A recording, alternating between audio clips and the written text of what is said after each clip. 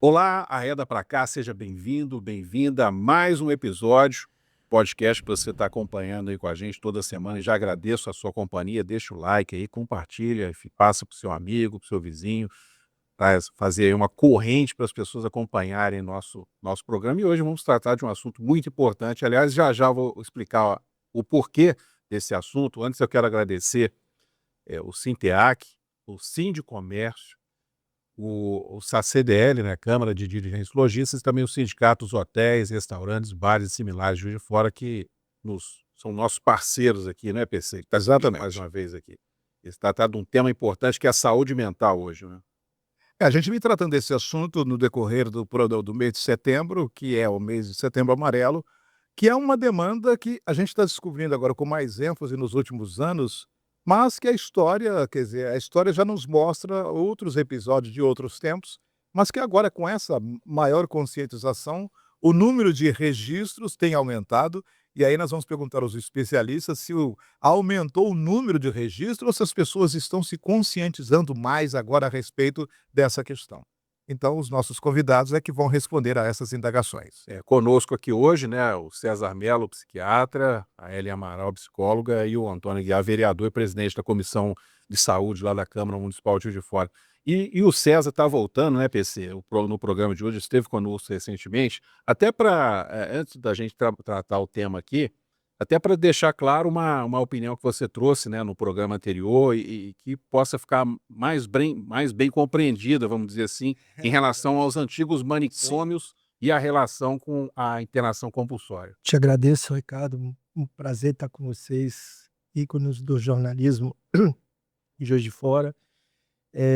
Eu até minha chefe lá do CAPS me chamou na sala e falou: "Ó, ficou meio definido que você é a favor do manicômio". Muito pelo contrário, deixar bem registrado, sou totalmente contra, manicômio não existe mais, a gente vai lutar sempre para ter. Eu fiz parte do Desinste, e aí o que não inviabiliza é a minha opinião sobre questões de leitos de hospitais gerais ou leitos psiquiátricos. Eu sou totalmente a favor, totalmente a favor.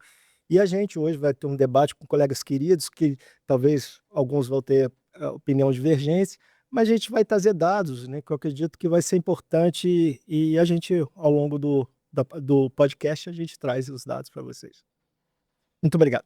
Nada. Ellen, como o PC colocou então, né, sobre esse tema, gostaria que você acrescentasse nessa sua fala inicial e fique à vontade para interagir entre vocês também, que esse é a intenção da nossa conversa aqui. Porque os especialistas são vocês, nós vamos só provocá-los, Uhum. né.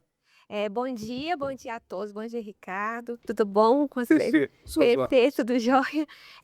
Primeiramente, assim, eu acho interessante que a gente nesse mês de setembro situe o quanto se faz necessário pensar no cuidado e liberdade das pessoas e sobretudo no cuidado de saúde mental que viabiliza, autonomia a partir de políticas públicas eficazes, políticas públicas que não sejam só de viés médico, mas também de assistência social,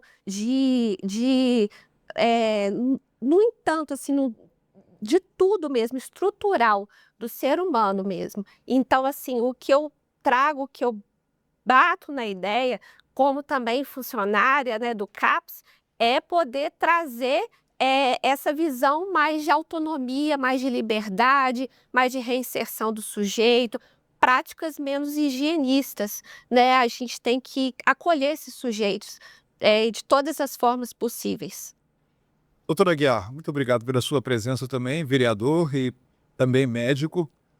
Você tem feito uma série de trabalhos, sobretudo com crianças autistas, já há muito tempo. E é uma questão mental também, que a gente tem discutido isso. Esse cenário que eu fiz essa provocação agora, esses números aumentaram ou tem uma média, ou é porque a sociedade também está se conscientizando mais a respeito dos transtornos, né, em torno da saúde mental? Perfeito, PC, aproveitando aqui, te cumprimentando também ao Ricardo, como disse o César, né, 2 ícones aí do jornalismo, um prazer estar com vocês. A Ellen também, servidora pública, né, de carreira. O psicólogo hoje dentro dessa cadeia, ele é um profissional super importante, a gente não consegue mais trabalhar essas questões sem a presença do psicólogo e outros profissionais aí, que vamos ter algumas dificuldades com a mudança da 14.454 ontem aí, através do Supremo Tribunal, que alterou essa lei de 2022, que dava mais garantia da ação multidisciplinar de profissionais dentro desse contexto, vai dificultar, vamos dizer assim. Cumprimentar o César, né, que é um ícone também da psiquiatria infantil, uma pessoa que, além da amizade que temos assim respeito, viu, César, e muita admiração pelo seu trabalho. Você é Só que ele é Fluminense, você é Botafogo. Então tem esse detalhe. para você ver como que a gente... Desculpa a provocação, mas a gente não pode perder também. Mas como tem 7 anos também que o Fluminense não ganha do Botafogo, então aumenta mais Tá certo. a admiração. Voltamos à nossa pauta. Voltamos à pauta. Olha, PC, esse assunto é um assunto complexo, ele é um assunto que ele não se define em uma ou outra questão, é um fator, são vários fatores que interferem na questão da saúde mental. Eu acho que a gente precisa dizer aqui também que a saúde mental não é um plus, não é um extra, não é um luxo. A saúde mental é algo, por definição, na necessidade da vida humana, da maior importância. E quando a gente fala da infância, né, que é uma preocupação que nos é mais cara, até pelo exercício da profissão, a gente sabe da fragilidade que existe na infância, porque o ser humano ele passa 1/3 da vida dele amadurecendo todo esse sistema de neurofunção, de comportamento. Nós vamos do nascimento até 24 anos, né, que é quando as funções corticais elas estão bem estabelecidas, num processo de aprendizados. Se a gente vive em torno aí de 80 anos de idade, em expectativa de vida, você vai passar aí 25 anos, praticamente 1/3 dentro desse contexto. Então, é preciso que a gente saiba aqui e chame muita atenção da fragilidade que existe na infância e na adolescência para que determinados fatos, determinadas ocorrências na vida do cidadão, como que isso daí vai impactar o futuro dele como uma pessoa adulta, de dificuldades de relação consigo próprio, com a sociedade, com o trabalho, e com esses desdobramentos, como a gente está aqui discutindo também a questão do Setembro Amarelo, que a gente sabe, né, César, que Com certeza. quase que a gente não via muito falar em onde termina na infância e da pandemia para Na cá. palavra, não sei se pode falar, que senão é sui. Não pode falar porque é complicado, ou existem algumas palavras que são difíceis no jornalismo hoje, e graças a Deus hoje a própria jornalista está tentando contornar, falando tentativa de autoextermínio, que é um termo mais indicado, mas eu acho que é legal nesse sentido. Então, acho que é essa fala. E existe, para a gente finalizar aqui e abrir a nossa discussão, a Organização Mundial de Saúde, quando sou convidado para fazer as minhas palestras, meus encontros, esse ano eu já fui a 25 cidades para falar sobre isso, e a gente pretende até o final do ano ainda atingir mais umas 3 ou 4 cidades. A gente sempre mostra, né, dados da Organização Mundial de Saúde que prevê para 2045, 2050, metade do atendimento saúde da criança e do adolescente estará no campo dos transtornos do neurodesenvolvimento, que é melhor falar assim, né, Ellen, né? E também, né, com as implicações, porque esses transtornos eles sempre vêm com duplas excentricidades, né? O autista ele não é só autista. A pessoa que tem depressão, ela não tem só depressão. A ansiedade não é só ansiedade. E é um conjunto de demandas, como a doutora Ellen disse aqui, que precisa fugir do modelo que é médico-cêntrico, mais higienista, de ficar atendendo as agudizações, né, as reatividades, atendimentos reativos, para um processo mais amplo, um processo de construção de assistência que passe por vários fatores. A gente tem que pensar no lazer, no processo da educação e tantas outras coisas. No Brasil, em torno de 24% dos jovens entre 19, né, ainda no final da adolescência, e 24 anos, não estão nem estudando e nem trabalhando. Então, a gente pode imaginar o impacto que isso vai ter na saúde mental dessas pessoas. A grande questão que eu acho, concordo com a opinião de vocês dois, doutora Ellen e você, que eu acho que a gente tem que amadureci em alguns aspectos. Eu acho que na medicina, você é médico como eu, nós temos caso leve, moderado, grave e gravíssimo. Gravíssimo é a internação, ponto. E aí você tem na clínica médica a UTI. Quem quer ir para TI? Nenhum de nós. Agora, qual é a UTI da saúde mental? É uma pergunta. Juiz de Fora tem, você sabe, são 51 leitos. Você acha que é suficiente? Eu trabalho isso no nosso grupo, eu faço parte do sindicato de médico, adoro todos lá. Tenho batalhado, entrei no sindicato para me posicionar nessa parte. Agora, eu quero aumentar. Barbacena, são 70 leitos. Faz uma proporção, 600 mil habitantes para Juiz de Fora, 50 leitos, 51 leitos. Barbacena, 120 mil habitantes, 70 leitos. Quem que está errado nessa história? Então a gente tem que aumentar o número de leitos. Eu concordo com você, quisera a Deus que ninguém ficasse internado, não queria isso não.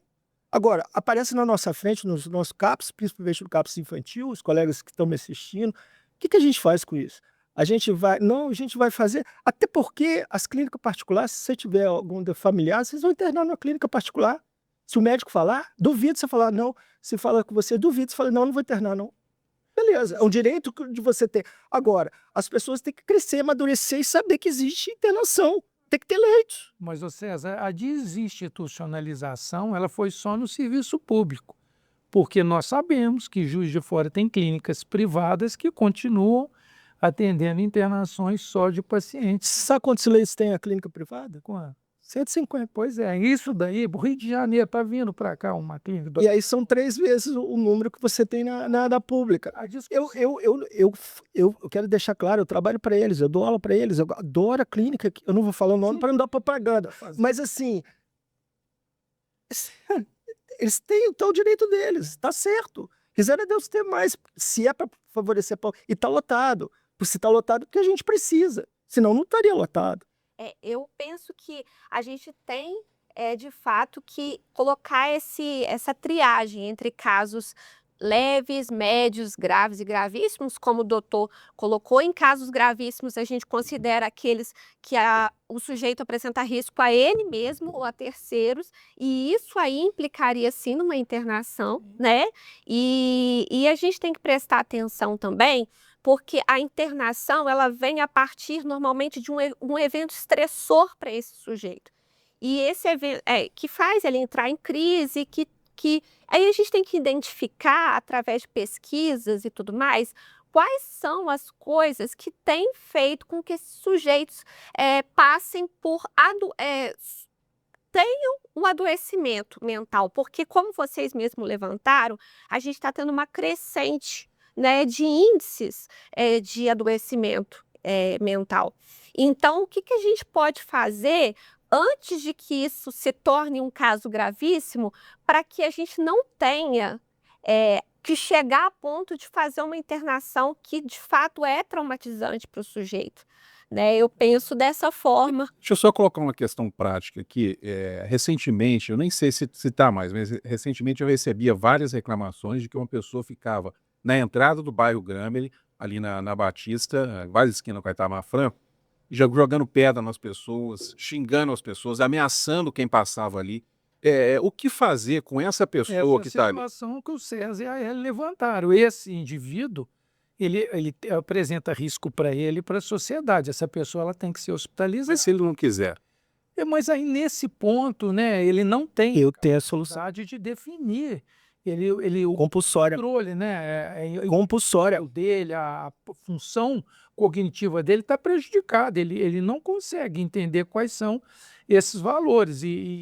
Mas o município pode pegar ele? Pois é, essa é uma discussão que Então, essa que é a pergunta. Que Acho que a gente tem que mudar a lei. Vocês apontaram o problema. Agora, qual que é a cabe aos saída? políticos que mude essa lei. Essa lei está errada. O que eu falo é o seguinte: hoje o CAPS ele modela todos, não é só Juiz de Fora. Eu acho errado, humildemente. Eu trouxe aqui, depois vou mostrar uma coisa para você. Eu acho que deve existir o UBS, um ambulatório, o CAPS e a clínica humanizada ou leitos de hospitais gerais, ou um ou outro. Porque na época que eles fecharam o manicômio, eles alegaram que ia dar leitos de hospitais gerais para gente. Você que estuda sobre isso também como eu, Existem leitos, foi criados leitos. Então, aí tem alguma coisa errada. A gente tem que trabalhar. Desculpa, só para concluir. Mas assim, a gente tem que pensar que se nós tivermos esses 4, modulando uma equipe multidisciplinar para trabalhar na escola, nós vamos ter emprego para os profissionais de saúde mental, que eu trouxe dados aqui. Então, a gente vai melhorar muito a qualidade. Essa é a minha opinião e unânime no nosso grupo. Desculpa. Não, eu acho que a gente tem também as residências terapêuticas, que são pouco ditas, né, aqui em Juiz de Fora e no Brasil, mas que elas atendem essa demanda de pessoas vulneráveis que muitas vezes não têm quadro agudizado para ser internada necessariamente, mas que também pode continuar no contexto social e ao mesmo tempo habitando em algum lugar, né, e sendo tratada pela equipe multidisciplinar e, ao mesmo tempo, também dividindo o espaço com as outras pessoas. Eu penso nisso, nessa possibilidade também, apesar de considerar, nesse caso, como o Ricardo mencionou, que a pessoa em questão, né, que ela está trazendo risco para outras pessoas. Então, nesse caso, a gente tem que... É uma situação muito delicada, porque a gente não é só uma questão da prefeitura, esbarra na lei federal 10.216/2001. É isso que eu ia perguntar, doutora, porque essa discussão surgiu, a gente estava falando sobre a população em situação de rua aqui em Juiz de Fora, o secretário de Direitos Humanos, o Biel Rocha, estava aqui, e o doutor César também. Na ocasião, o doutor César apresentou um número 63%. Isso. Das pessoas em situação de rua tem algum problema mental. Já aumentou para 86. Subiu para 86, que é mais grave, né? Fonte o Globo. Esse aqui é do Rio de Janeiro, Rio tem cracolândias em todas as regiões, e 86% dos moradores de rua usam drogas, diz o centro.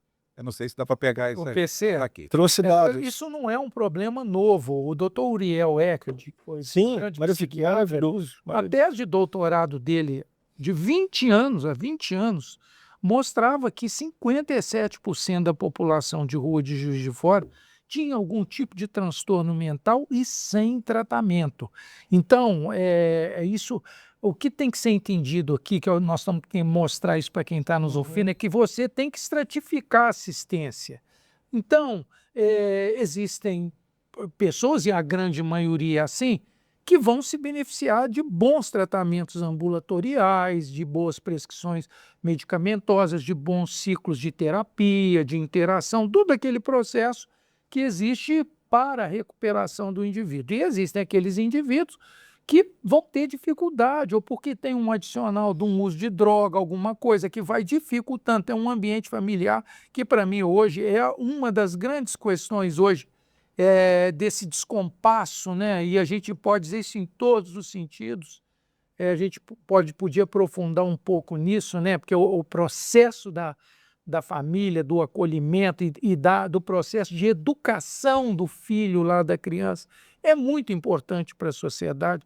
A gente é de uma época que, se a gente chegasse em casa com reclamação de professor, o pai e a mãe iam puxar a orelha da gente e ia dar uma dura na gente. Hoje eles puxam a orelha do professor. Hein? Hoje eles puxam a orelha do professor. Entendeu? Então, assim, isso é um processo que inverte muito esse processo de educação. Agora, só abrindo um parênteses, o que o César está levantando aqui, que tem que deixar muito claro, que eu sei perfeitamente, eu conheço, sei que ele é contra voltar com o manicômio, como qualquer um de nós é. Isso. Mas é uma discussão que hoje, por exemplo, ela está dentro do campo da deficiência. A gente tem visto, César e Hélio, um movimento nacional e de pessoas que seguramente têm um respaldo técnico muito grande, defendendo o retorno de escolas especializadas para pessoas que estão no campo do autismo e onde a deficiência intelectual seria marcante. Isso é uma discussão perigosa, né? A gente tem que ter muito cuidado para... Mas perigosa por quê, doutor? Porque hoje a gente considera um avanço e inclusão. A inclusão, a criança na escola regular, porque 98% das coisas que nós fazemos na vida, nós aprendemos pela imitação. Então a criança está dentro daquele coletivo, né, em que ela, intuitivamente, na convivência, ela vai aprender algumas práticas, da mesma forma ela induz aquele ambiente a respeitar a diversidade, a diferença. Então, assim, se você se você cria essas escolas e tira essas crianças Da dessa inclusão. convivência, será que isso não deveria ser um extraturno? A criança continua na escola regular e num extraturno ela vai para um processo de pedagógico um pouco mais definido? Então, assim, são discussões que são levantadas. E essa questão que o César trouxe aqui, que eu acho que ele é corajoso para trazer esse assunto. E Coragem, eu não acho que é coragem, eu acho que é realidade. Eu não estou falando nada que é mentira. Os dados que eu trago. César, eu falo que Não, coragem, porque você mesmo disse que na hora que chegou lá, mas você está defendendo isso. Não estou defendendo, mas existe um limite. Qual que é esse limite, entendeu? O Brasil perdeu de 2006 a 2013 15 mil leitos. Uma média de 13 leitos e meio são perdidos todos os dias. Eu acho isso uma vergonha, criminoso no meu aspecto. Mas é uma opinião minha. Tem esse direito por causa dessa lei antimanicomial. Eles estão com a caneta. Eles fecham mesmo. Os direitos deles. E eles estão com a lei. Não existe. No Congresso não foi falado. Vamos falar do Antônio Geraldo. Ele foi falado que não existia nenhum psiquiatra para debater. Então eles decidiram por eles. Tudo bem, decisão deles. E a gente teve que seguir a lei hoje em dia. A gente aceita, a gente acata. A gente queria uma proposição de alguma coisa para substituir. Então, haja visto que as substituições que não foram oferecidas não têm vingado. Eu conversei com o ex-deputado Paulo Delgado, que é o autor da lei, tem uma semana, a respeito disso. Ele falou, olha, foi uma lei que tramitou 10 anos do Congresso Nacional. Não se um mês nem dois. 10 meses.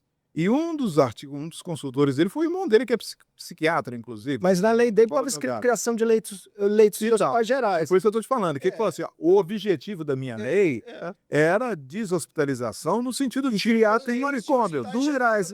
Você pega, naquela época, eles debatendo, falando que ia ter leitos de hospitais gerais. Isso no Brasil inteiro, não é só a gente, insisto. Eu acho que a Juiz de Fora, eu rendo homenagem a todos os colegas que são políticos, que têm feito o benéfico. O que eu entendo humildemente é quando um polo político faz uma lei e o outro polo político, eles atacam o polo político. A gente estava conversando isso agora em mesmo. Eu acho triste, porque é um benefício para a população. Se é uma lei que vai favorecer, independente de ser num polo A ou B, vai ter que ser encarado no sentido de civilidade. Vamos colocar a polarização, né? Se é um projeto apresentado por alguém de esquerda, a direita combate. E se alguém de direita apoia no projeto, o pessoal da esquerda combate. Não vamos chegar a lugar nenhum, porque isso aí cria a lei da inércia. Lugar nenhum. Os dois corpos no sentido inverso, contrários, a mesma força, vai dar inércia. Ou seja, por isso que muita coisa não acontece. Mas voltando à questão do Paulo Delgado, ele disse que o objetivo dele era acabar com aquela chamada indústria dos sinais. Tá certíssimo. Não é? O que eles alegam para mim hoje em dia é que se criar novamente vai virar um manicômio. Se existe isso aqui hoje em dia, você filma. A gente não vai ter mais questões de violação de direitos humanos. Hoje qualquer coisa é filmada. É só criar e ter uma expertise com uma equipe multidisciplinar que as coisas, eu entendo humildemente que vai vingar. Mas o que eu não consigo entender, e a gente tratou isso no programa passado, e não deu para aprofundar como a gente está fazendo hoje. Como é que a equipe de abordagem vai para a rua, observar ou tratar, ou fazer a primeira abordagem a essa pessoa, e nessa equipe não tem ninguém da área médica? Sim, isso é uma questão. Eu ia até comentar. Eu acredito o seguinte, o Paulo Delgado, quando ele fez esse projeto de lei, ele fez baseado numa visão do psiquiatra Franco Basaglia, um psiquiatra italiano, que pressupunha que as pessoas deveriam ser cuidadas, as pessoas portadoras de sofrimento mental deveriam ser tratadas integralmente, permanentemente ao longo da vida. Ou seja, é muito complicado a gente dizer que o tratamento em saúde mental ele é episódico, ou seja, ele vai demorar 2 meses, 3 meses, 1 ano. Essa pessoa, ela tem dados que dizem que uma pessoa, uma vez que ela tenha uma crise de alguma doença na parte de mental mesmo, ela tem mais crises ao longo da vida. Infelizmente, isso acontece através de eventos estressores e etc. E a partir dessas crises, essas pessoas precisam ser acompanhadas. Por isso que dizem sobre a importância da psicoterapia, por isso que dizem sobre a importância de retornar ao psiquiatra continuamente a cada 2 meses, 3 meses, depois vai se passando ao longo do tempo. Então, o que eu percebo é que a ideia, como toda política, eu acredito que a maioria das pessoas empenhadas, elas têm boas intenções, né, de fazer um projeto que visa ajudar a população. Mas quando isso esbarra na prática, a gente começa a encontrar dificuldades que, infelizmente, a gente não consegue melhorar assim de repente, leva anos. Né? Você sabe, o que a Ellen está falando aqui é muito interessante, porque, Ellen, na verdade, este é um problema da gestão, da construção da assistência. A gente tem que perguntar para a gente o seguinte: qual é o modelo de atenção que nós pregamos na saúde pública no Brasil? E a gente tem dados, né? Eu quando na Copa de 70 e 80, eu era uma criancinha. Eu estava lá na base da pirâmide de um país do futuro, um país de jovens. Em 50 anos, essa pirâmide ela encurtou na base e cresceu muito no meio, né? A vida média, a idade média hoje de vida, por exemplo, em Juiz de Fora, é em torno de 45 anos de idade. Se a gente for pegar esses dados e ver doenças e patologias, elas já aparecem até um pouco antes, que tem um monte de pesquisa mostrando isso. Então, o que acontece? No envelhecimento que nós estamos vivendo mais, a gente vai ter mais doença crônica aparecendo. A saúde mental é uma dessas doenças crônicas que acompanham o indivíduo, às vezes pela vida toda, vai surgindo no meio do caminho. Isso daí implica em custo, em gasto, né? O percentual de pessoas que têm 5 ou mais doenças ao mesmo tempo passa de 22%, num torno de uma população de 60% aproximadamente que vai ter alguma patologia. Aí o que acontece nisso? Aí a gente vive num sistema que só trata o agudo, que é o que está acontecendo na saúde mental. Como acontece no hipertenso, no diabético, o indivíduo vai lá, ele é atendido na crise dele, numa crise hipertensiva, na hora que a glicose descompensa. O continuismo da assistência, ele inexiste, porque hoje a gente sabe que a saúde ela é construída por várias mãos, por vários atores, por várias especialidades de profissionais.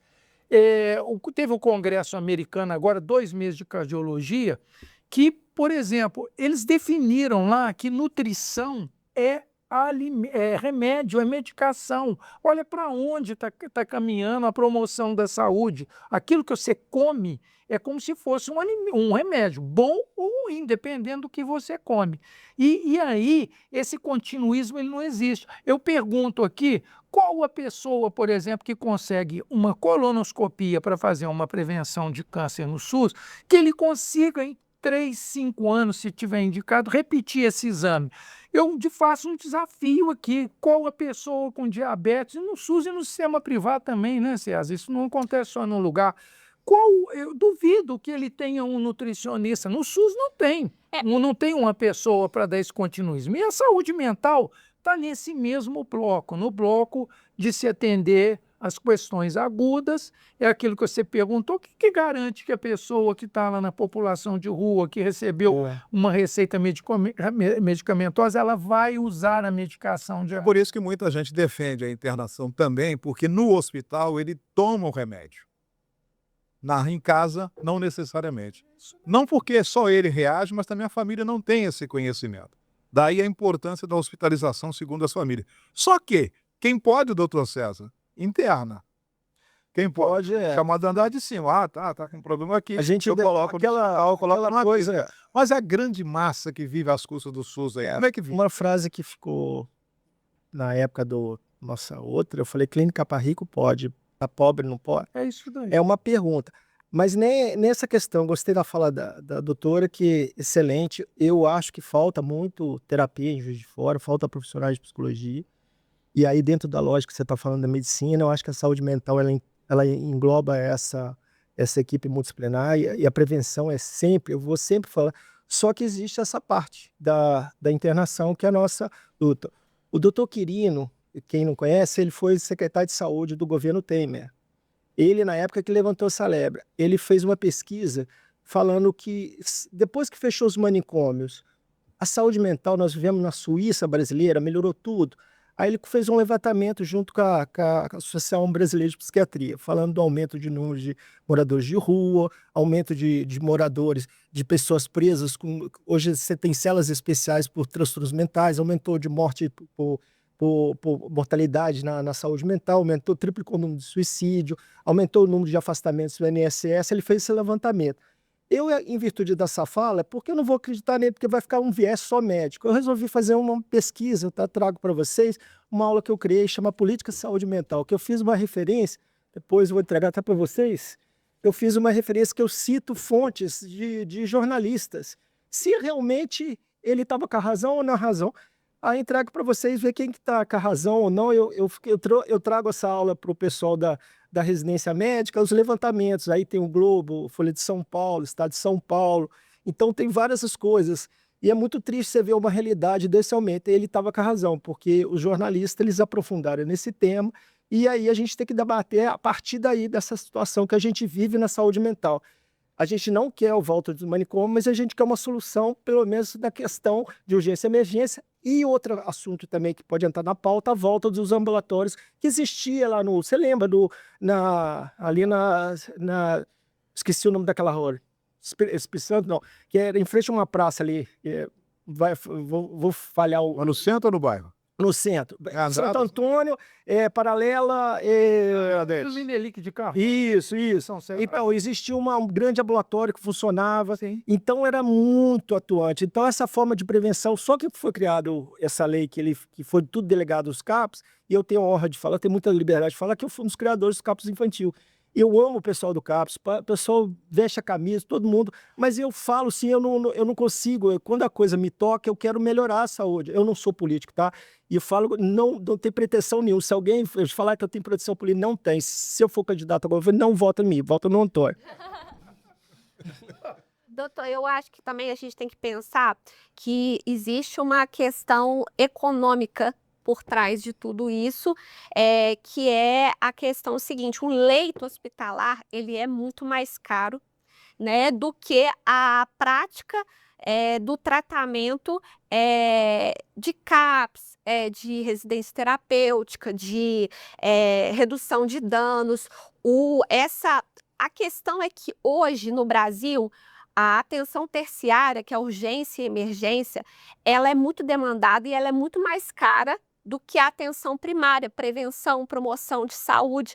Só que não tem existido esse investimento econômico na atenção primária. Ele tem voltado para a atenção terciária de uma forma muito forte, também porque a população não é educada à prevenção e promoção de saúde, a população é educada para procurar urgência e emergência, não é quando o calo aperta que a gente vai atrás de resolver o que está acontecendo, mas pouco de prevenir. Então, é um debate que a gente precisa de consultar economista, multidisciplinar mesmo. A gente precisa de entender todas as nuances que perpassam por essas questões. Infelizmente, a gente não pode negar esse Pegar um gancho aqui na fala da Hélia, eu acho assim, é muito importante que você está levantando, porque, olha só, o que ela está dizendo aqui é que existe dificuldade de financiamento na saúde no Brasil, e existe mesmo, entendeu? O cobertor é curto, e existem dados que mostram isso, né? O Brasil, ele investe em torno de $1.300 per capita em saúde, enquanto o Japão, onde a medicina ela é toda contratada, terceirizada, mas quem paga é o Estado, é em torno de $10.000. Assim até os Estados Unidos, que é um país ultracapitalista, né? O sistema inglês, então, financia quase que 90% da saúde. Do gasto em saúde. E nós aqui no Brasil, isso é um detalhe muito interessante. Se você pegar o percentual que nós investimos per capita em saúde no Brasil é em torno de 9%. Aí, se você bota isso lá no gráfico, nós estamos lá no nível da Inglaterra, da França, da Alemanha, nós estamos lá em cima. Só que esse valor, ele inclui, além do gasto governamental, do público, das empresas privadas, os planos de saúde, pessoas que custeiam a sua própria saúde. Quando você faz isso, você só tem em torno de 3,4%, 3,5% de investimento do governo na saúde. No Brasil, o grande investimento do PIB em gasto na saúde, ele vem das famílias, vem das pessoas e vem das empresas privadas. Então, isso representa, gente, menos de 50% de investimento governamental na saúde no Brasil. Enquanto na Alemanha, na Inglaterra, o Estado, o governo, ele gasta em torno de 85%, 90% da saúde. Ou seja, isso é um dado que mostra para a gente que o cobertor é curto, não tem o recurso, não tem o dinheiro, e aí as práticas, às vezes, com objetivos realmente de promoção de saúde, que a gente tem que fazer, nós temos que investir muito nisso, mas elas acabam dentro dessa ótica sua, né, de diminuir aquilo que realmente gasta, que é o que nós estamos falando aqui, numa população também que envelhece e que doença crônica você vai gastar muito mais dinheiro e muito mais recursos. Mas, Antônio, O modelo de atenção está errado. Só pegar um gancho no que você está falando e trazendo o assunto para Juiz de Fora, é porque, assim, a sua opinião ela é correta no sentido macro, porque quando se coloca que a falta de dinheiro é um discurso muito cômodo no Brasil, porque não falta dinheiro para tanta coisa, mas para determinadas coisas não tem dinheiro, não pode, não sei, mas para outras o dinheiro aparece, sabe-se lá de onde. Então, assim, eu temo que mais uma vez a gente, no Setembro Amarelo, a gente discuta, traga alternativas, aponte problemas, e no ano que vem, daqui a um ano, de novo, a gente vai falar dos mesmos problemas, das mesmas situações, e fica aquela agenda de redação de jornalismo em que, ó, Dezembro Amarelo, a gente tem que falar, tem que chamar o especialista aí. Mas e o que vai resolver? Porque, assim, a gente fala de hospital regional, a gente fala de HPS, a gente fala de consultas represadas, cirurgias eletivas, mas não se fala em saúde mental em Juiz de Fora, só em dezembro. A gente fica setembro, a gente fica 11 meses sem falar de saúde Mas, mental. Ricardo, mas a questão do financiamento ele é importante. Isso, dados que eu estou te falando, isso está lá na página do SUS, não é da minha cabeça. Sim. Não existe uma equidade, inclusive no Brasil, na distribuição desse recurso. Para você ter uma noção, em 2020, por exemplo, o nível de financiamento, a participação do governo federal no financiamento da saúde era em torno de 73%. Hoje, em torno de 43%. A obrigação constitucional dos municípios em 15%. Hoje, Juiz de Fora já passou por vários períodos de 20 e poucos, 28% de receita do município. O peso fica no município. A gente tem que entender isso.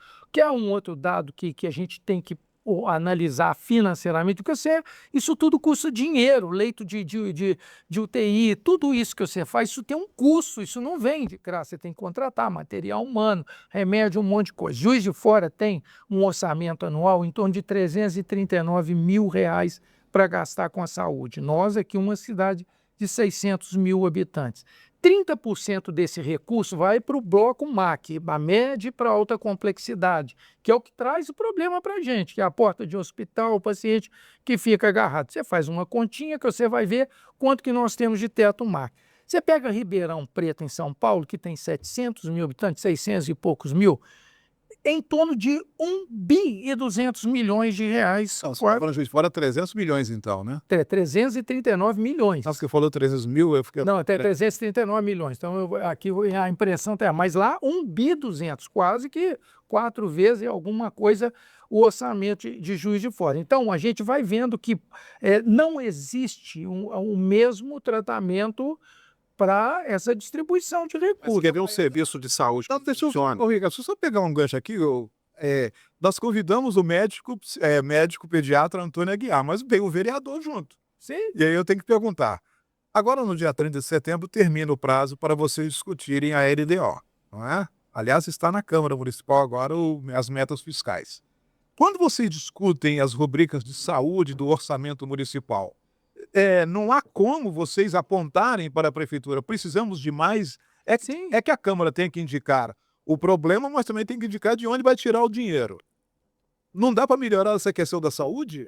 Olha só, PC, o ano passado nós tivemos uma reunião no Ministério Público, que estavam presentes 3 ou 4 promotores, estavam os representantes do Executivo, a Fazenda, a Procuradoria do Município, estava presente lá o vereador Melo, ele estava comigo nessa reunião, e nós lá na hora, essa questão de toda essa dificuldade de leito, a prefeitura estava propondo uma redução dessa participação do município, mantendo ainda acima da obrigação constitucional, acima da lei, mas um pouco abaixo da contribuição histórica que vinha ocorrendo. Eu levantei lá e disse que isso que eu estou dizendo aqui, o dinheiro já está curto, ainda que isso esteja em cima do município, se o município ele diminui a participação dele, nós vamos ter mais problemas com relação à assistência à saúde, entendeu? E hoje ficou, eu acho que em torno de 17%, 18%, foi a anterior. Agora nós vamos discutir agora qual será esse quantitativo aí para o próximo ano. Agora, a gente, como você diz aí, a gente tem que mostrar da onde que virá esse dinheiro. Porque senão fica muito fácil, né? Temos que aumentar, mas tirar dinheiro de onde? É E preciso mostrar outra, né, PC? Isso cria uma prática que hoje os prestadores de serviços, de uma maneira geral, a gente, dentro da Câmara, a gente tem uma verba de representação que a gente tenta distribuir. Já coloquei recurso lá no CAPES, a gente vai tentando reforçar a estrutura. Queria fazer uma pergunta Só para concluir. Desculpa. Então, a gente tenta fazer isso. E aí você fica na dependência dessas outras verbas que vêm, né, de político, as pessoas vão atrás e buscando recursos, tal, as emendas. Porque senão você vai, com um subfinanciamento, você vai ter um estrangulamento na assistência, que é isso que acontece. Assim, o que eu tenho a dizer sobre o seu comentário de ser política o ano inteiro, né, de trazer resoluções, é que eu acredito, eu bato, né, muito nessa tecla com as pessoas que eu converso. Não existe solução simples para problema complexo, né? Então, assim, a gente precisa de debater, de fato, o ano inteiro. A minha crítica a campanhas como essas desse mês é que as pessoas se voltam arduamente para isso e depois elas afrouxam. Virou dia 1º de outubro. Aí vai ser A leitura que eu tenho, Outubro Rosa. isso outubro rosa, eles viram. A questão da prevenção é o ano inteiro. Eu falo, a data é um momento em que você chama mais atenção para um problema, mas que você tem que cuidar da sua saúde. Mas então de chamar atenção e buscar resolução, porque só para não fugir desse tema, só dar um exemplo aqui de um serviço de saúde em Juiz de Fora que funciona muito bem há muitos anos e pouca gente sabe e valoriza, que é o DID, que é o internação domiciliar, que não é barato. Então, porque se o DID funciona bem, é custoso e a saúde mental... Mas o DID está dentro dessa questão da QAL. Além da questão humanista e etc., você não está gastando leito hospitalar. É muito menos custoso. Mas você tem uma equipe multidisciplinar. Mas você manter uma equipe... Porque o hospital, Ricardo, é um saco sem fundo, entendeu? Você entra num hospital, é um negócio. Só fazer uma pergunta. Mas na pandemia apareceu muito dinheiro para leite. É do governo federal. Eu queria só fazer, dentro dessa lógica, Juiz de Fora, em 2015, foi propagada no Tribunal de Minas, que fechou 6 hospitais psiquiátricos e realmente tinha que fechar. Eu acharia que deveria ficar um só, pelo menos, para nortear, não ter esse problema que a gente está refletindo hoje. Mas isso não vem o caso. E você acabou de falar que custa caro o hospital. Onde foi essa verba dos hospitais que era caro, desses 6? Foi realmente para a saúde mental ou foi dividido para a saúde pública? Não, isso a gente tem que entender isso. Olha o que o César está perguntando. Todos os leitos que estão dentro do SUS, eles são por financiamento do SUS. Na pandemia, por exemplo, o Hospital Monte Sinai vendeu leito para o governo, para abrir leito na pandemia. O Hospital Albert A Sabin gente chegou até 300 e tantos. Sim, né? Hoje nós temos 247 leitos de CTI em Juiz de Fora, em torno de 110 que não estão ainda pactuados, que são leitos que estão lá e que dificulta a entrada do paciente nele, porque para pactuar, quando fala pactuar, é quem é que vai custear esse leito, entendeu? Então, o que aconteceu? Naquele momento, um momento de crise muito grande, foi feito o aporte financeiro e todos os hospitais de Juiz de Fora ampliaram leitos de UTI para atender o paciente. Aí, quando a pandemia foi passando, é assim igual um facão, veio, tchum, corta esse dinheiro, Ricardo, ele desaparece. Antônio, você falou um negócio muito interessante. Se você faz a pactuação, por que você faz a pactuação com a maternidade, com a Santa Casa? E você não pode pactuar com uma casa que faz um atendimento de saúde mental? Sim, isso daí... Não pode ter uma pactuação nesse sentido? Sim, eu acho que você poderia... Esse dinheiro ele vai ter que sair de algum lugar. E essa pactuação, presta atenção, tem que ficar muito claro aqui que isso tem que ter alguém que paga isso. Você não pactua aquilo que você não tem, entendeu? A Ellen disse aqui, você quando vai investindo, tirando dinheiro, colocando dentro de um outro setor, você está tentando diminuir o custo num setor, numa ponta onde o custo é muito alto e tentar ver se você tem sobra de recurso para fazer as outras ações. Essa movimentação é que você tem que ter uma engenharia aí muito grande, entendeu? Para poder fazer isso. E uma boa parte desses planos, desse projeto, o CAPES, é um projeto que ele é nacional. Ele não é de Juiz de Fora, é um projeto do Ministério da Saúde, do órgão da saúde mental, onde estão lá alocados os recursos que vão ser gastos com isso.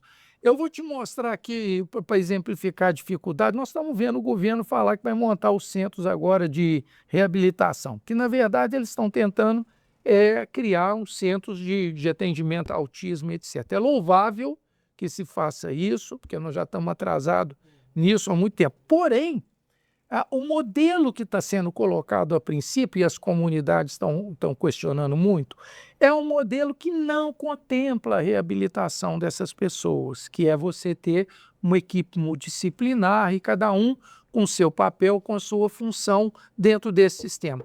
Este modelo que você precisaria de ter com vários profissionais, eu tive um ambulatório lá há 30 anos, eu sei o que é isso. A gente tinha 14 pessoas trabalhando dentro dessa unidade. Isso tem um custo que se não tiver financiamento do governo, você não vai ter um projeto desse bem estabelecido e funcionando de forma adequada. Ele vai acabar virando um projeto médico-cêntrico, né? A pessoa vai lá para receber ou não uma receita de medicação. Sim, mas a prefeitura não fez uma pactuação com o pai, por exemplo? Não, a pactuação ali foi com a maternidade. O pai era um serviço que já existia no município, era nosso, Sim, sempre foi. mas agora passou a ser compartilhado. Não, a prefeitura tem toda a autonomia na gestão do pai lá. Quem está no pai são servidores da prefeitura municipal, pessoas concursadas, enfermeiros, médicos, e a prefeitura pagava um aluguel num imóvel ali na Avenida dos Andrades e ela paga um aluguel hoje a maternidade para poder usar o espaço físico da maternidade. Você sabe que lá em cima a gente tinha muito problema. A parte arquitetônica era muito ruim. A gente via lá servidor tendo que carregar ogiva de oxigênio, uma coisa assim, incompreensível. Ali foi para uma estrutura onde você tem uma base melhor para poder atender essas crianças. Você tem rede de oxigênio, você tem laboratório na porta, melhorou muito. Tanto é que a gente tinha muitas queixas, muitas reclamações do pai, isso vivia na mídia, e a gente hoje quase que não vê mais essas reclamações. Aquilo ali eu acho que foi uma ação que corrigiu um problema, entendeu? Mas foi uma alocação de recurso de uma área para outra área. Em 2026, desculpa, doutor, pode falar. Eu ia retomar uma questão que o senhor mesmo trouxe, PC. Pode chamar de você, eu sou mais novo que o Ricardo, tá? Tá joia. Que foi a questão, né, a questão da polarização, né? A gente tem que pensar hoje que nós aqui na cidade, já que a gente não tem o controle, né, do Brasil inteiro agora, a gente se reunir em os polos diferentes, esquerda, direita, se reunir para chegar a um denominador comum, e eu sei que isso é muito difícil. Eu Hoje sei está que isso é complicado. completamente Concordo em gênero, não, completamente difícil. Porém, a gente tem que a política serve ao povo. A política serve para justamente melhorar as condições de vida da população. E uma vez que os políticos se perdem nesse posicionamento, eles estão atendendo mais aos próprios interesses, né? Medidas de interesse social, na verdade, que passa para o individual, do que na parte, por exemplo, de saúde mental, vem com projetos, vai internar, não vai internar, vai promover, não vai promover, e no fim das contas vira uma briga com poucas resoluções. Então a gente tem que juntar essas pessoas em comitês diante de diversas áreas de entendimento para cada questão e parar de rixa e tentar se unir nesses Você respondeu 70% da pergunta que eu ia fazer. Mas Porque tem um vereador aqui, mas eu repito, aqui nós estamos convidando um médico, mas não dá de dissociar uma personagem da outra. Mas o que a doutora Hélia está apontando, e isso é que eu ia colocar para vocês, Aguiar, e você também, ô César. Nós teremos o ano que vem, 2026, teremos eleições. Aham. E a gente tem percebido isso, que a doutora até antecipou aqui, que o Congresso é pródigo na distribuição de emendas. Emenda para lá, emenda para cá, fundo partidário para cá, fundo partidário para lá. Dinheiro não falta, Guerra. Dinheiro não falta. Não, O Congresso Nacional tem usado as emendas parlamentares, muitas delas para fins não republicanos. Então, eu acho que aí sim, que a doutora está chamando a atenção, é preciso que a instância política, mas especialmente as ruas, discutam a questão da saúde de forma de financiar a saúde adequadamente. Cobrar dos políticos. O ano que vem tem eleição. Você vai se comprometer com essa causa? Você vai se comprometer com essa aqui? Porque senão nós vamos continuar assim, o cachorro correndo atrás do rabo. É aquilo que o Ricardo falou. Sai setembro, a gente esquece, daqui a pouco vamos discutir a mesma coisa o ano que vem. E aí, doutor? Não, eu adorei a fala da Hélia, espetacular, concordo em gênero número igual que ela falou. O que ocorre, que eu acho que a gente tem que ter a maturidade, tá nessa aula que eu fiz, no final até, a gente tem que fazer proposições. Essas reuniões eu acho que são muito significativas, até porque a gente pode ser divergente, mas a gente não deixa de ser amigo, sabe? Ela tem a opinião dela, eu tenho a minha opinião. Legal, a gente vai continuar esse debate, mas a proposição que a gente acha, a gente acredita, é você ter um UBS, você ter um ambulatório, você ter um CAPS, você ter uma clínica humanizada com leitos nos hospitais gerais. Até porque, como eu falei no início, o Brasil perdeu de 2006 a 2003 15 mil leitos. Uma média de 13 leitos e meio são perdidos a cada dia. E aí a gente está falando de pacientes. Vamos falar do outro lado, os trabalhadores. Os trabalhadores estão perdendo seus empregos, aqueles que estão saindo das faculdades de psicologia, assistente social, serviço social, TO, fisioterapeuta. Quanta gente perde esse emprego? Se a gente imaginar que um leito que a gente está falando, que muita gente é contra, que eles deviam rever sobre isso, a responsabilidade de 20 leitos está em cima de equipe multidisciplinar, que é o quadrado mágico, o psicólogo, o médico, a enfermeira com especialização, obrigado, enfermeira com especialização em saúde mental. Então você tem um quadrado mágico operando e assistente social. E aí, quantos trabalhadores estão perdendo seus empregos quando você fecha leitos? É uma crítica que a gente faz nisso. E você ter uma boa assistência, essa equipe multidisciplinar pode monitorar isso, se fizer esse serviço. Eu estou propondo, na frente de um vereador aqui, propondo. Por que não faz um ambulatório, volta ao ambulatório de saúde mental, o CAPS continua maravilhosamente bem, e leitos de hospitais gerais, se eles têm uma dificuldade de falar clínica humanizada, então a equipe monitorando esses 4. E aí a gente vai ter um serviço de excelência. Eu acho que vai ser maravilhoso. É uma proposição. Então, assim, eu queria que as pessoas pensassem sobre isso. PC, eu queria fazer algum comentário aí. Em primeiro lugar, a nossa posição, e eu falo isso com muita tranquilidade, eu sou contra essa condição de emendas que tem aí, essa festa, essa farra do boi. 12 anos que eu estou na Câmara, eu usei uma única vez uma emenda do senador Rodrigo Pacheco para a construção da sede do Corpo de Bombeiro em Juiz de Fora, que eles me pediram na época. Eu não tenho nenhum tipo de ajuda ou... Não, mas aqui, a gente não é contra a emenda. O problema é como ela tem sido... Eu quero te mostrar qual que é o raciocínio. Entendeu? Também não tenho nenhum preconceito. Se amanhã eu sentir que dentro de uma condição dessa eu tenha como conseguir alguma coisa para ajudar, para mim é muito tranquilo. O grande problema que eu acho é a maneira como essas coisas são feitas. A gente está vendo aí no Supremo, né, alguns magistrados, gente que está batendo, está pedindo transparência, como é que essas emendas são liberadas, porque há uma imoralidade nisso, inclusive de emendas que são colocadas em regiões da própria pessoa como benefício sendo deles, né, municípios e etc. Então, assim, eu acho que essa discussão não é uma discussão da saúde, porque a saúde ela está dentro do PIB. Eu só coloquei a saúde, porque nós estamos falando sobre saúde aqui, mas ela é multidisciplinar. Do produto interno bruto. Está dentro das riquezas que o Brasil produz, né? Eu acho que essas emendas poderiam ser muito mais restritas, não precisavam ter a dimensão que elas têm em termos de recurso, né? Para cada político tem, né? Um deputado federal tem em torno de 50, 60 milhões de reais por ano para aplicar em emenda. Esse dinheiro podia ir para outro lugar. Mas a gente está falando daquilo que está destinado, como eu disse aqui, que o Estado ele coloca menos de 50% de contribuição na saúde pública. Essa discussão ela é muito importante, porque é isso que tem, o Pacto Federativo tem que discutir essessas coisas. Essa é uma pauta que não anda no Congresso. Mas a União tem uma parte, o Estado tem outra e o município se ferra.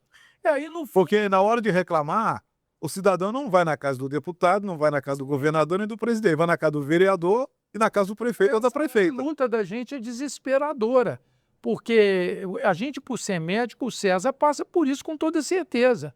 Independente de política, a vida da gente, e por ter sido servidor público, a gente toda hora tem gente batendo na porta da gente pedindo ajuda. É lógico, com a política você tem uma intensificação disso, tem. E a gente sabe quais são as dificuldades. Nós estamos vendo aí o lançamento do Mais Especialidade. Mas mais especialidade, aonde estão esses especialistas? Porque você tem que discutir precarização de trabalho. O César é funcionário de carreira, eu fui funcionário de carreira. Você é funcionário de carreira, Ellen? Não. Não? Mas olha só, a pessoa entra no serviço público e ela não consegue ter um trajeto como servidor público ali dentro. Precisa fazer concurso. A gente tem que botar profissionais no serviço público que vão fazer uma carreira como eu fiz, como o César está fazendo a carreira dele, com obrigações muito acima daquelas de meramente ir lá fazer um atendimento, de construir uma história verdadeira dentro do serviço público, buscar isso daí. Porque amanhã mudam-se as coisas, as pessoas vão lá e a gente vê pessoas que são extremamente envolvidas e qualificadas que entram dentro desse viés, porque não se faz concurso público. Aí a pessoa tem um ano no máximo, aí entra num processo seletivo, aquela confusão, essa pessoa desaparece dentro do sistema, entendeu? E ela não vai mais ajudar, não vai mais contribuir para a assistência. São muitos os problemas que nós temos, entendeu? Não é uma questão única, né? Tá vendo, Ricardo? Nós íamos conversar sobre saúde mental, mas engloba tudo isso, políticas públicas, isso né? é resultado, né? O sistema para funcionar é uma engrenagem, né, Ricardo? Ele tem vários. Você não pode discutir uma coisa Estanque, né? estanque, porque ele depende de tudo isso. E financiamento e gestão são dois pilares que são... Só tirar uma dúvida com a Ellie aqui, Antônio, porque deixar que a opinião da Ellie é bem clara, que você foi muito incisiva, né, na última vez que a gente conversou aqui. Aliás, nem aqui a gente conversou fora do ar, né, em relação à internação compulsória. No seu entender, só para que as pessoas fiquem... Voltamos à saúde mental. Porque, só para deixar claro, qual o seu direcionamento, então, nesse caso, em relação a essa questão da internação compulsória? Qual a saída no seu entendimento? A saída, no meu entendimento, é investir, né, na atenção primária, na promoção, prevenção da saúde, fazer como o doutor mencionou, né, a questão da triagem, é leve, média, grave, gravíssima. Se a gente identificar que existe uma questão gravíssima, sim, durante um tempo, né, curto, a gente interna essa pessoa, caso seja necessário, mas sem esquecer que o tratamento é contínuo e que assim que essa pessoa sair dessa internação, porque ela está trazendo risco para ela e para terceiros, ela seja cuidada na integridade dela, que ela seja cuidada ao longo da vida dela. Então, assim, a internação compulsória por si só ela não resolve problema nenhum. Muito pelo contrário, ela tira esse sujeito do contexto social, exclui esse sujeito do contexto social, deixa ele ali, isso abre margem para marginalização, isso abre margem para estigmatização desse sujeito. Então, assim, tem que ter muito cuidado com essa questão da internação. Um dos princípios da Constituição é liberdade e autonomia. Não existe liberdade e autonomia se a pessoa está trancada. Então, a gente tem que tomar cuidado com esse modelo manicomial, para que ele não volte. Mas aí eu sei agora, né, ficou muito mais claro, o doutor trouxe que ele é totalmente contra isso. Isso me tranquiliza É bastante. porque o modelo manicomial, ele ficou muito enraizado e até foi muito combatido por conta dos métodos utilizados. Exato. E hoje em dia são Mas novos. não era Deixa eu só falar porque eu acho que é importante. Eu entendo ela, eu divido, por isso que a gente é amigo. Eu sou a favor da internação compulsória, acho que é relevante. Existe caso, às vezes eu fui criticado que eu queria que todos os moradores de rua fossem internados. Não foi isso que eu falei. Eu quero a internação compulsória, que é aqueles que não, no seu entendimento, não tenha o juízo crítica, está desfavorecido, então eles precisam de uma ajuda. Eu li aquele excelente livro, Casagrande e Seus Demônios, que foi maravilhoso, que o Casagrande cita que foi a internação que salvou ele. Ele ficou 6 meses, foi a ex-esposa, e tá nos podcasts que ele fala, e é muito interessante. E, o filho e a ex-esposa internaram ele. Salvou a vida dele 6 meses. Eu também divido essa questão de pouco tempo. Eu acho que às vezes tem casos que precisam de uma internação maior.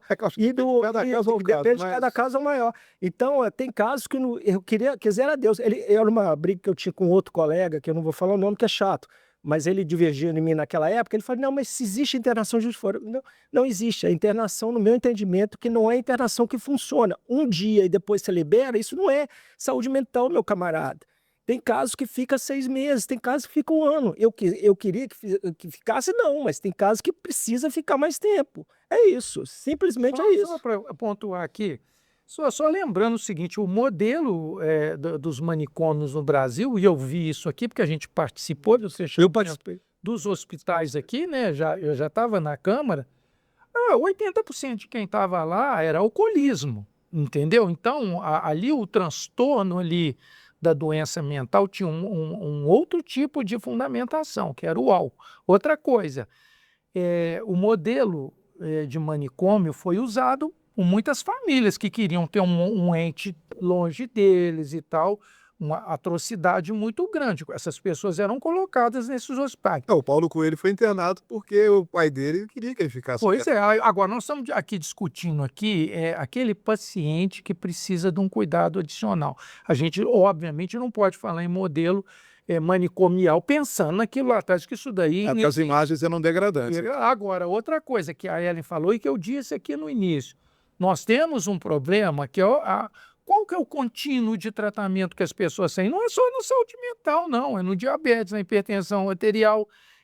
A garantia desse contínuo vai tentar entrar no sistema para ter um acesso ao César, por exemplo, a um psiquiatra infantil, a Ellen, que é uma psicóloga. Você não consegue. Não consegue, Ricardo. É um funil, entendeu? É uma quantidade de gente muito grande e eles não têm capacidade para poder absorver essas demandas que são muito grandes. E a gente passa por isso por toda a ordem também, não é, César? E a gente sabe que toda hora está abrindo agenda, toda hora está atendendo mais um, mais outro, mas não resolve o problema. E aí esse paciente que chega lá, ele é atendido na fase aguda, E aí ele desaparece, ele não volta mais para o sistema.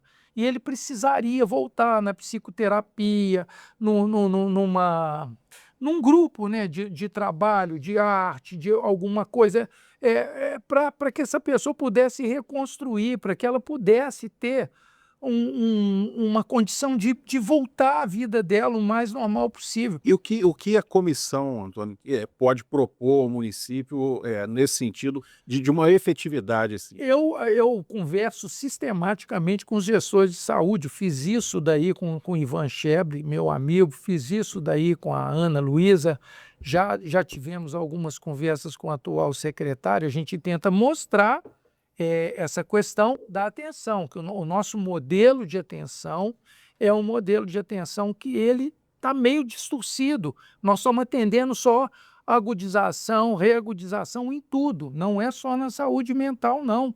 Um indivíduo hipertenso, diabético, Ricardo, ele precisaria de alguém, um educador físico que orientasse ele à atividade física, um nutricionista. Mas esse ambulatório é possível que o César está... Tudo é possível. Aqui a gente está discutindo aqui, tudo é possível. Quer que eu te... Por exemplo, vou mostrar aqui. A gente tinha um serviço aqui, o Chido, que era um serviço de hipertensão e diabetes. Esse serviço foi um serviço pioneiro, foi na década de 90, foi o primeiro serviço especializado em diabetes e hipertensão. Se você levar em consideração que o que mata mais a pessoa é a doença cardiovascular, indiscutivelmente, e junto da doença vascular você vai ter, né, o diabetes, que aumenta mais ainda. Você tem uma obesidade, então era um serviço ultra especializado. Esse serviço, ao longo dos anos, ele foi definhando, acabou o Chido. Como é que um serviço desse acaba? Num país que não tem um contínuo de assistência ainda. Estou falando num país, eu não estou falando em Juiz de Fora, porque isso acontece no Brasil inteiro, entendeu? Num país onde eu sou de uma geração que eu vi na infância desnutrição. Eu vi muita criança desnutrida. Hoje o problema é a obesidade, do ponto de vista clínico. E olha o que a obesidade traz. Tem uma pesquisa feita no NHS, na Inglaterra, o Serviço de Saúde Pública, eles perguntaram em jovens de 18 anos de idade qual era a identificação de doenças que eles tinham. 8% tinha diabetes e 16% de hipertensão arterial. Você pensa bem, com 18 anos de idade, imagina o que isso vira na frente. Vai virar hipertensão, vai virar AVC, vão virar infarto, vão virar essas doenças crônicas que nós estamos discutindo aqui. E com essa mudança de patamares agora, que o hipertenso já é de 12 a 18, de 12 por 8, aí a lista vai subir. Tem um excesso nisso, eu já falei com o Ricardo. Vai subir. Ninguém vai tomar remédio com pressão de 12 por 8, né? Teve um paciente do CAPS que eu trabalhava, que a gente atendia, que ele era um paciente alcoolista. E ele tinha um apoio zero da família, uma rede de apoio zero mesmo. Ele vivia isolado numa casa, a vizinha cuidava dele. Um paciente que emagreceu muito, já apresentava escaras porque ficava sentado o dia inteiro, mas tomava 2 litros de cachaça por dia. E por muitas vezes ele voltou a Juiz de Fora para ser internado em leitos do Hospital Geral, ficar ali uns 15 dias e retornar à casa dele. O que acontecia com enorme frequência até o momento que eu fiquei lá, é ele sair do hospital, voltar para casa e no mesmo dia começar a beber de novo. Isso porque o que eu quero exemplificar com isso? Eu concordo que eu tenho respeito pela opinião do senhor, eu vejo aonde o senhor quer chegar, porém, eu acho que a internação, ela tira do sujeito a força, né? O evento estressor, ela tira aquilo que desencadeia a crise dele. Porém, no momento que ele está afastado, a pessoa não vai beber, não vai usar drogas, por exemplo, porque ela está internada. Mas no momento que ela volta e que tem ali, vamos pensar no álcool, que é legal, né? Que ela tem, no caso desse paciente, por exemplo, um bar na esquina da casa dela, que é uma tentação, né, ela vai retornar isso. O que a gente estava Contínuo, tentando né? fazer no CAPS? A gente estava tentando promover para esse sujeito socialização, levar ele no CAPS para ele fazer as oficinas, Isso muda muito.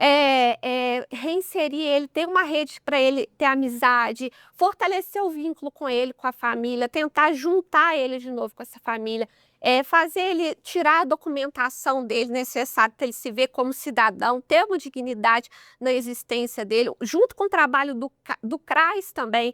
A gente estava tentando trazer a alimentação, porque saco vazio não para em pé, né? Trabalho, né? Alimentação, porque a gente sabe que no comportamento alcoolista a pessoa bebe, fuma, no caso, né, de ser tabaco, e também não se alimenta. Então a gente vai chegando em situações muito complicadas. Por isso que eu acho que não dá para generalizar, sabe? Não dá para a gente falar assim, fulano só serve a internação ou só serve a não internação. A gente tem que analisar caso por caso. Quando a gente pensa em indivíduos, a gente tem que pensar em cada indivíduo. Mas a internação não é o primeiro passo?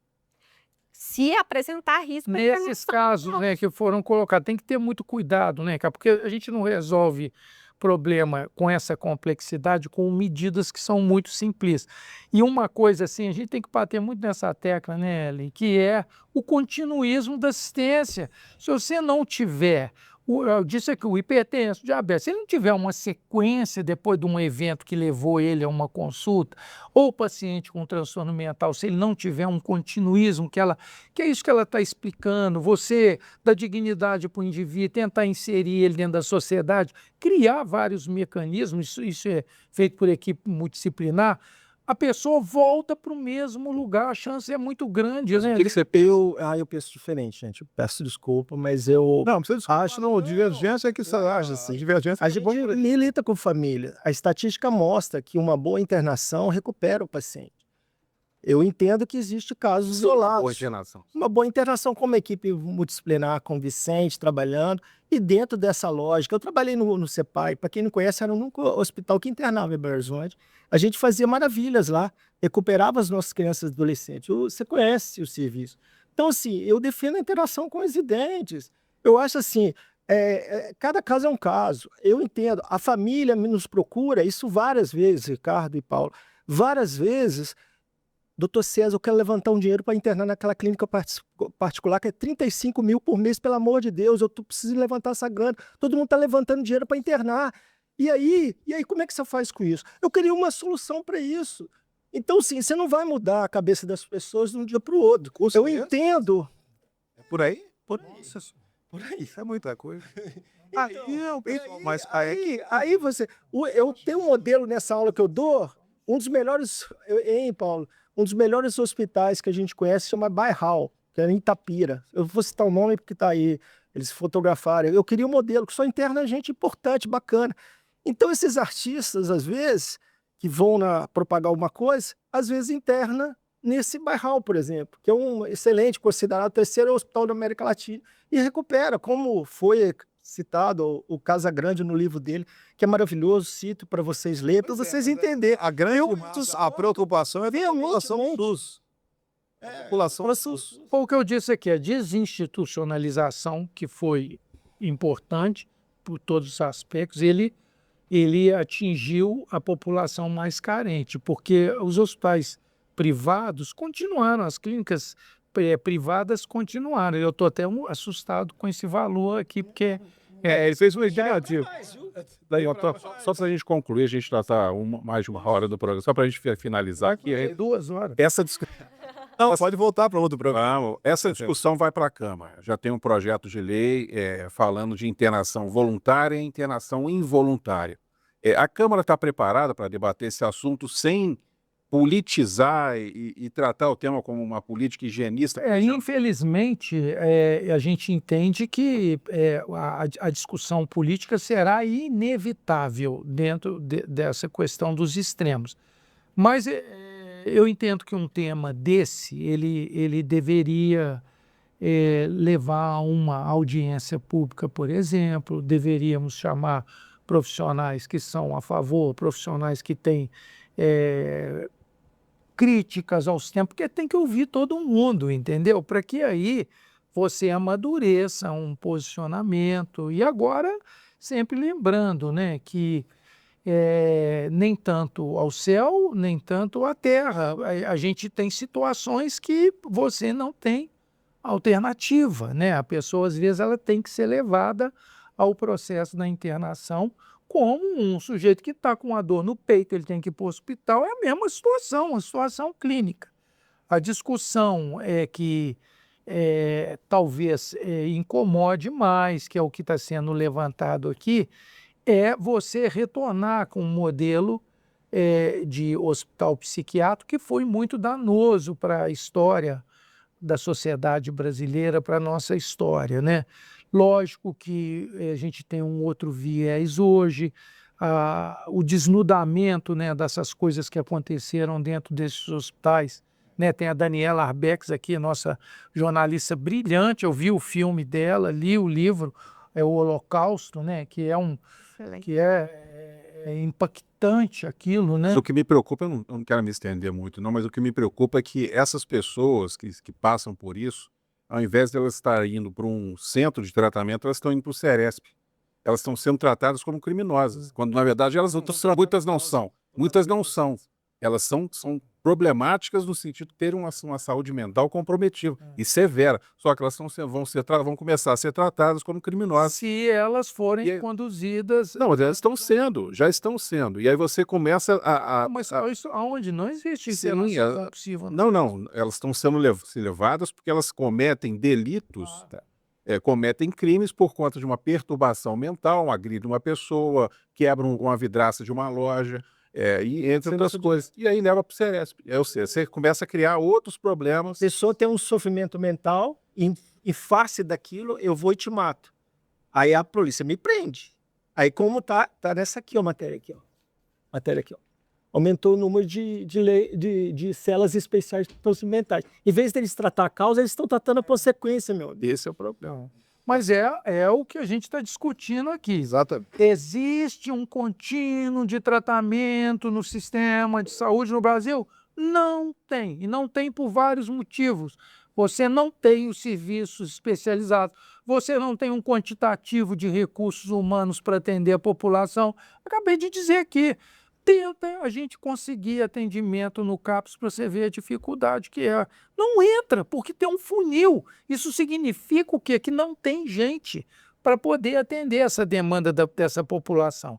E isso daí, esse represamento, ele vai fazer com que esse paciente, seja ele criança ou um adulto, ele vá ter um nível de descompensação muito mais frequente e uma amplificação de sintomas que vão ser traduzidos na vida pública com todas essas coisas que nós estamos aqui discutindo aqui. Então, assim, a gente tem que ir outra coisa, tem que fazer concurso público, gente. Nós não podemos, porque essa precarização do trabalho, eu botar lá um profissional, que eu não estou dando a ele direito nenhum para a vida dele profissional, ele não vai pensar numa aposentadoria, numa carreira, para amanhã ele ser colocado na rua, um profissional que às vezes constrói uma prática muito boa, muito interessante para a sociedade, de uma hora para outra ele desaparece, tem que fazer concurso público. E aí a gente sabe que desde o governo do FHC, ele suspendeu, por exemplo, a participação do governo federal em concurso para profissionais. O que aconteceu aqui em Juiz de Fora, que a gente acompanhou de perto? Aqueles profissionais que eram do Ministério da Saúde, que eram CIDIs, continuaram trabalhando aqui em conjunto sob a gestão da prefeitura. A maioria aposentou. E aí como é que você faz quando o psicólogo ou um outro profissional de uma outra área, um médico, que ele prestava um serviço importante, ele desaparece do sistema? Quem é que contrata? É a prefeitura que tem que fazer o concurso? Porque está na legislação. O Estado de Minas, a mesma coisa. Nós temos hoje uma gama de profissionais do município que, por exemplo, são cedidos ao Hospital João Penito para prestar serviço lá. Entendeu? Se não ceder, não tem profissional lá, gente. Esse negócio é um negócio muito sério, porque É muita coisa envolvida nisso. Isso é gestão. Aí nós já estamos falando de gestão, nós estamos falando de financiamento. Isso não é uma coisa que se discute aqui em Juiz de Fora. Isso daí as câmaras intersetoriais, a bipartite, né, que é dos municípios, da Secretaria Municipal de Saúde com as secretarias municipais da microrregião e as tripartites, né, que inclui município, estado e federação, é que tem que conduzir essa discussão a nível federal, porque o dinheiro, gente, o dinheiro está em Brasília, o dinheiro está lá, é de lá que vem o financiamento e os recursos para a gente investir na saúde pública. Bom, gente, nós agradecemos muito, foi enriquecedor. Claro que a gente não vai chegar e não vai tirar uma solução aqui, Lógico. né? Seríamos mágicos, na verdade, né? Mas o nosso objetivo aqui é colocar a questão à mesa para que debates como esse aconteçam e sensibilize a quem de fato precisa ser sensibilizado para resolver, não, mas pelo menos mitigar esses danos que a gente tem percebido hoje. E o nosso setembro, doutor César, vai ficar tranquilo, não termina agora no dia 30. A nossa discussão sobre a saúde mental vai continuar por todo o período que estivermos aqui no ar. Assim como vamos discutir em outubro, mês que vem, o câncer de próstata, vamos discutir. Em dezembro, a questão de mama e depois o câncer de próstata em dezembro, vamos discutir. Porque novembro, outubro, próstata, mama, novembro, próstata, e assim vamos. A cada cor que a gente tiver do mês, nós vamos colocar aqui um problema, porque estamos falando de gente. Estamos falando de todos nós. Quero agradecer ao Antônio Aguiar, vereador e presidente da Comissão de Saúde lá da Câmara Municipal, a Ellen Amaral, que é psicóloga, e também ao César Mello, mais uma vez, psiquiatra. Eu que agradeço. Enriqueceram bastante o tema. Muito obrigado. E queremos agradecer especialmente ao Sindicomércio, ao Sinteac, à CDL e ao Sindicato de Bares, Restaurantes e Similares de Juiz de Fora, que são nossos parceiros neste programa. Obrigado a todos e até a semana que vem.